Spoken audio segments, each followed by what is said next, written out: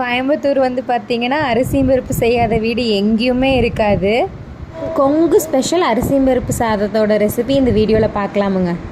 சின்ன வெங்காயம் கொஞ்சம், பூண்டு, தக்காளி 3, ஒரு பெரிய வெங்காயம் எடுத்து கட் பண்ணிக்கிறேன். அரிசி 1.5 டம்ளருக்கு 5 ஸ்பூன் துவரப்பருப்பு போட்டுக்கிறேன். ப்ரெஷர் குக்கரில் ஆயில் கொஞ்சம், நெய் கொஞ்சம் ஆட் பண்ணிக்கலாம். கடுகு ஆட் பண்ணிவிட்டு கட் பண்ணி வச்சுருக்கிறதெல்லாம் அப்படியே போட்டுக்கலாம். தனித்தனியாக வேக வைக்கணும்னு அவசியம் இல்லை.